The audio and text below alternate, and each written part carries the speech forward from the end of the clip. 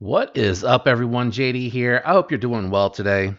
Today, we're going to be talking about an update on the magnetic detent for the Demco AD 20.5. Let's get into it.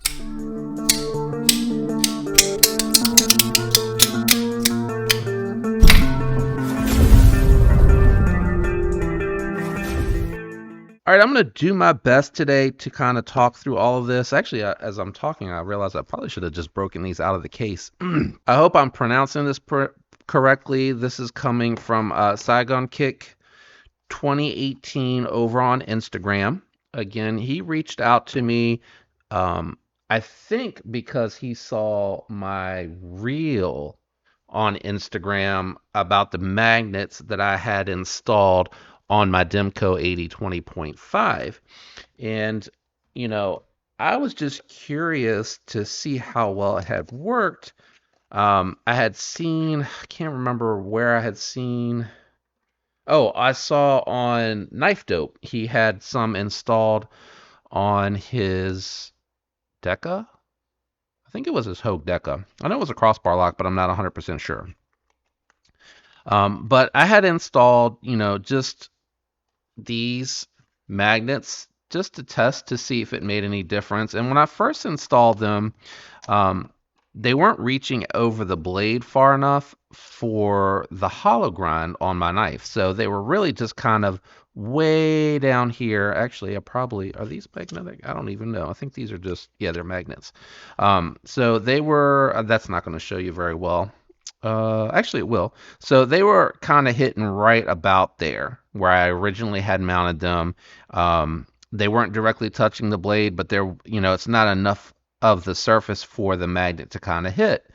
So I took it off and I lowered them, put them further down, and then it kind of moved from right here to right about there. So that was actually enough to where I could feel a real difference of what these magnets here were doing.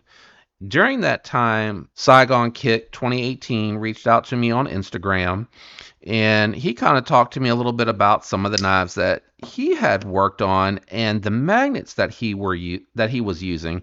He sent me the links to, I believe, these magnets and the magnets that you see here inside of these aluminum scales. And he told me a little bit about his process and that he was using JB Weld because originally when he was using the crazy glue, that while it worked at first, what he was saying is that the crazy glue would actually start to give way because the magnet strength was so strong. And it was very interesting to me, and he sent me the links.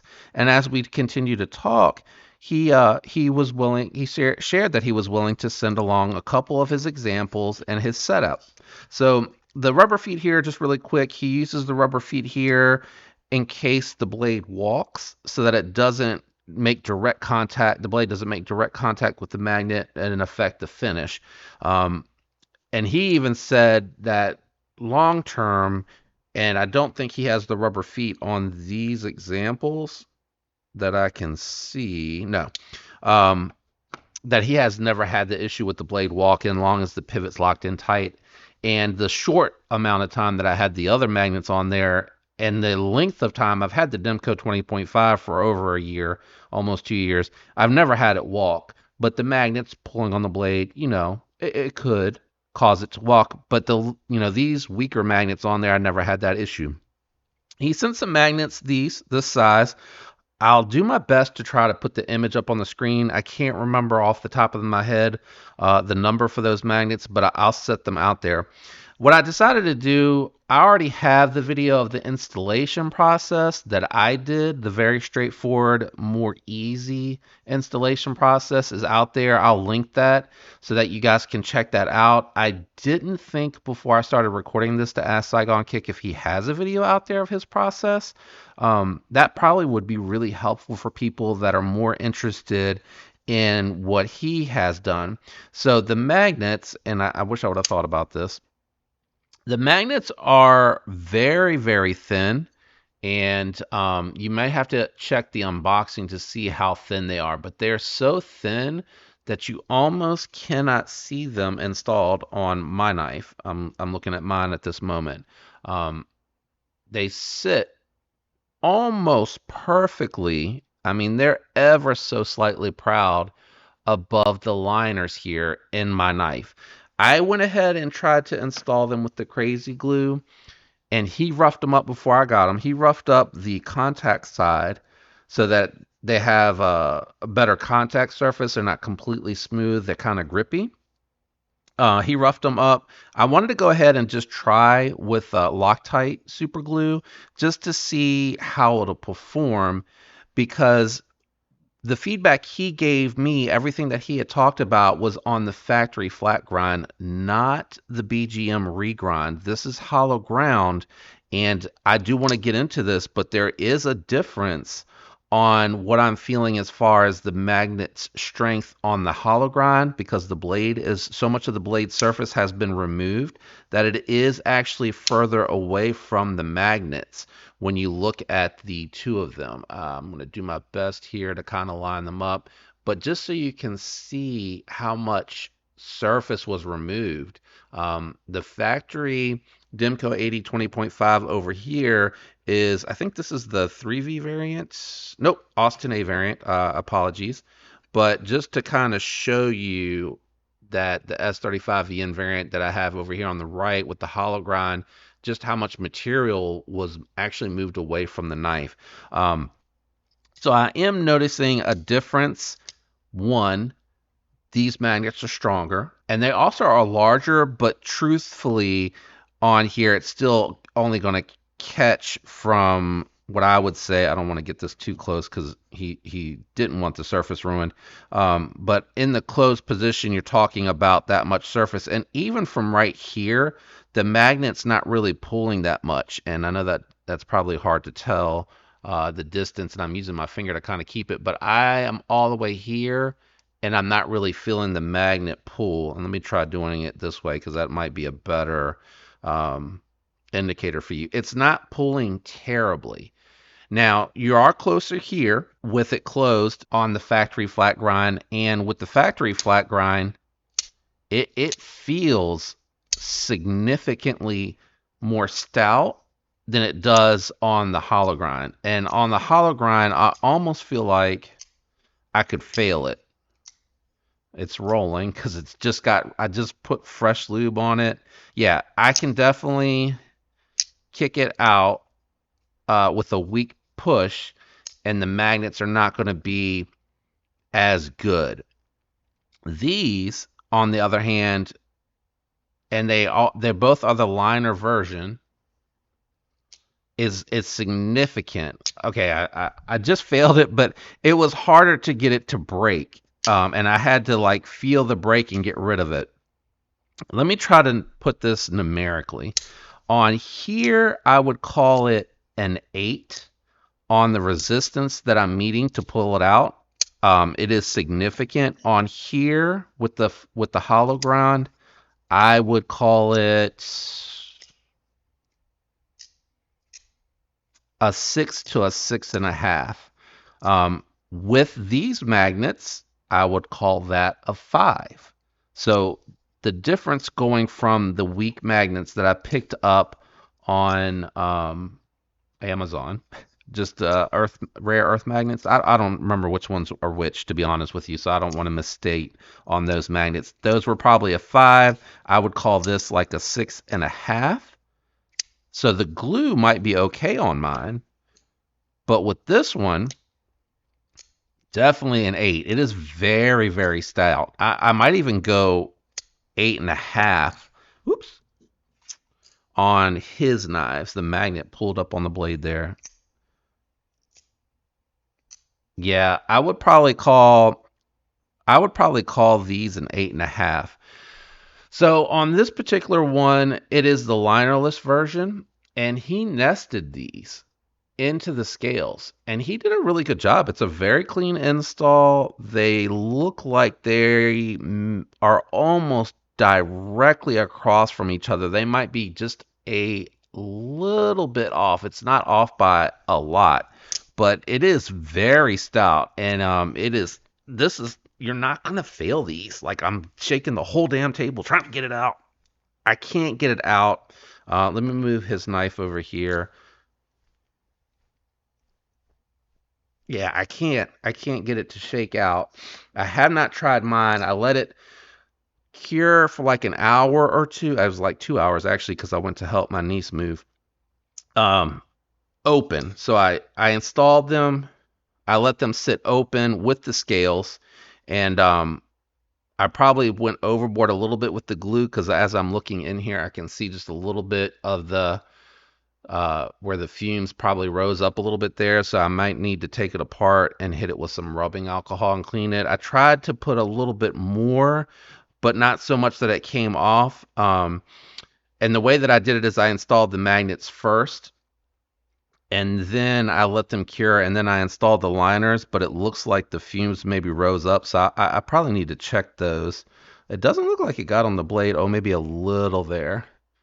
Maybe a little there. So I let it cure for like 2 hours open with everything reassembled, and then I let it sit overnight in the case and flick it a little bit today. And it's just been 2 days that they've been installed, so I really don't know if the super glue will work on the hollow grind. And it really is the easiest way to install.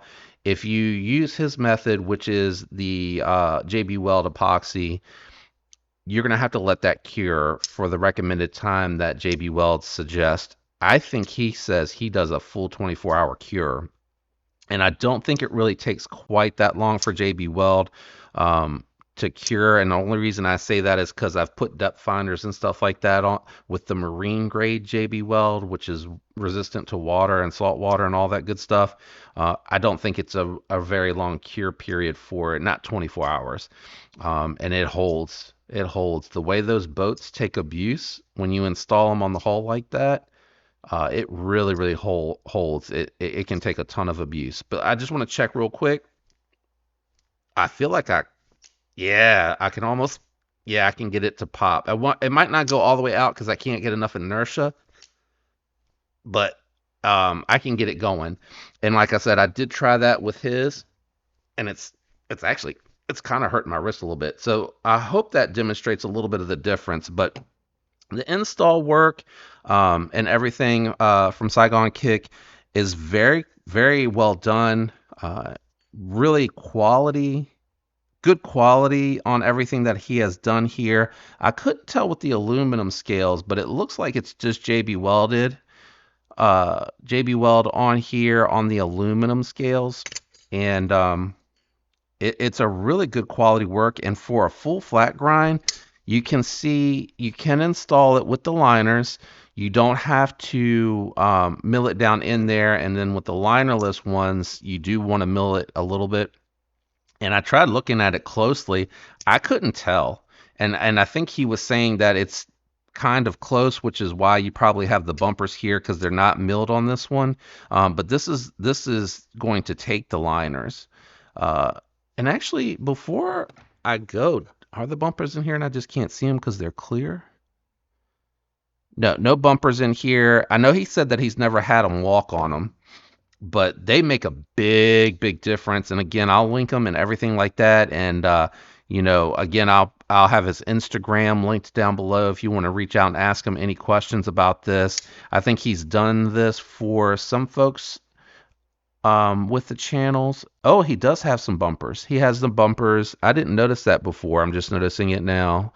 It's because it's on the other side of the liner. So I will try to zoom in there so that you guys can see that. But the magnet's on this side and the bumper's over here. And I really don't think the bumper... Oh, it sticks out slightly. It's probably the same... It's probably the same amount of pride. The one thing, that I didn't ask him, and I can say for my own self, I haven't seen that. Have the magnets attracted anything unwanted to them, to the knife itself? Yeah, so that is something to keep in mind if you decide to go this route. Like if you carry change or your keys in the pocket there, Yeah, you're going to want to keep that in mind because it does kind of want them to stick to it. I'm not really particularly worried about it with the G10 or the carbon fiber, but if you use aluminum or titanium, that is something to keep in mind. I am sure with the density, aluminum's not super dense. Yeah, that's something to keep in mind with that as far as it attracting the metal. I don't really rock it with anything else in the pockets, so I'm good. And my pocket clip is titanium. So I'm not noticing any issues with that. His steel pocket clip actually goes past where he installed it, and I don't know if that was something he took into consideration with the mounting point, but the pocket clip is well past it, so it's not hitting on that one. And this one here, yep, just past it as well. And I don't know if this is the factory clip. Is it? Yep, it is. At least I think so. Yeah, no pull there whatsoever. One thing that I will say that I did notice, you do want to let go of the lock and make sure that you time the swing down. The magnets hold it in place so good that it doesn't want to naturally slide into the resting position for the shark lock. So you want to kind of make sure that you at least start to let go as it falls, and then it'll kind of push. But if you time it so that the lock is up and it closes, they kind of get stuck because of the magnets. That's the only downside, in my opinion, besides the fact that it may attract some metal to the outside of it that I have seen. I will do a follow-up for my stuff. I don't want to hold on to his knives too long. I do want to make some couple shorts for Instagram and shorts for YouTube, reels for Instagram about this, because I mean, he does really great work. He's definitely been doing it for a long time. He said it's been about a year. I just did, this knife, and I tested 2 sets of just generic magnets that they helped. They definitely helped. They were cheap, they were bulk, and I liked them. But I will say, now that he has turned me on to these stronger magnets, I can't see using these on my own knives. I actually ordered 10. The next one that I want to try it on is crossbar lock. And he sent me a crossbar lock, and I'm going to do a completely separate video on that. And, I was thinking about doing it already on my bug out and on my Lander 2. And I'm so glad that he sent this one along, and it'll be another separate video because I want to show. It's not quite as strong as this because, again, I think the gap between the blade and the liners and everything on the knife that I'm talking about is a little bit further, but it may made a difference. And I like that it just can't flop out, even though I really think that these don't require a lot of effort to use. But I'll keep you updated on how the super glue holds up for me. Keep in mind though, I have the BGM hollow grind. Talk to Saigon Kick 2018 on Instagram, and I can ask him, but he has told me that after 2 to 3 months, the super glue on his examples wore out and the magnets moved, and he moved to the JB Weld, and he has not had an issue since. But I did want to just talk through it. I hope I didn't make this too technical, and I'll try to answer what questions that I can, but I really would encourage you to talk to Saigon Kick 2018, as he's the one that's been doing this longer, and I'll just keep you updated on my particular model and let you know how it's going. But the hollow grind does not feel as stout as it does on the flat grind. Even with these magnets 10 times better than the other ones. Again, I would call the other ones like a 5. I would call these like a 6.5. I would call these like an 8. Strong, solid 8. That's what I would call it. I hope this video was helpful and insightful to you. If you're interested in the crossbar lock video, that'll be coming next. Depending on when you're seeing this in the future, it may already be out. If you're catching it when it's first dropping, it may be a couple of days behind this one. I might try to time them so they're back-to-back days, actually. Shout out to Saigon Kick 2018 for letting me check this out. Man, this was very insightful, very helpful, and I really appreciate it because I did end up going out to this website here, K&J Magnets, Magnetics. I think I said that wrong. And I ordered 4 of the ones that you provided the model number for, and I'm going to be putting 2 set on my bug out. So I'll do a follow-up for anyone interested in that, and then another one on my Lander 2 crossbar lock. And I do actually have a raccoon that I forgot about until just now that I'll do as well, and I'll provide an update on all of that. Shout out and thanks to everyone out there that likes, comments, is subscribed, and uses the links. I appreciate all the support. I love you guys. I hope you have a fantastic week. Until next time, peace.